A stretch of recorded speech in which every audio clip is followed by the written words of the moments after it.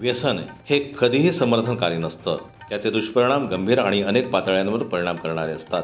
शारीरिक, मानसिक, सामाजिक आणि आर्थिकदृष्ट्या व्यसनाचे दुष्परिणाम गंभीर आणि आरोग्यावर दुष्परिणाम करणारे असतात. त्यातही आजची युवा पिढी व्यसनाच्या आहारी जाताना दिसून येत आहे, ज्याचे गंभीर परिणाम पुढे येत आहेत. याच अनुषंगानं छत्रपती संभाजीनगर येथे लॉर्ड गौतम बुद्ध फाउंडेशनच्या वतीनं छत्रपती शाहू महाराज जयंती तसेच जागतिक अंमली पदार्थ विरोधात दिनानिमित्त जनजागरूकता मोहीम राबवण्यात आली. या मोहिमेअंतर्गत शहरात प्रभात फेरीचं आयोजन करण्यात आलं. या फेरीतून शहरातील नागरिकांना आणि विशेषतः तरुण वर्गाला अंमली पदार्थापासून दूर राहण्याचं आवाहन करण्यात आलं.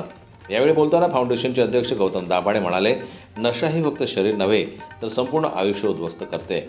आजची तरुणाई ही राष्ट्रीय संपत्ती आहे. त्यांना योग्य मार्गावर ठेवणं ही आपली जबाबदारी आहे. या फेरी दरम्यान शहरातील प्रमुख चौकांमध्ये फाउंडेशनच्या वतीनं बॅनर्स, फलक, माहितीपत्रकाद्वारे जागरूकता करण्यात आली.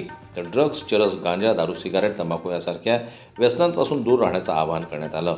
या सामाजिक उपक्रमामुळे शाहू महाराजांच्या विचारांना आधुनिक समाजात कृतीत उतरवण्याचा प्रयत्न फाउंडेशनच्या माध्यमातून करण्यात आला.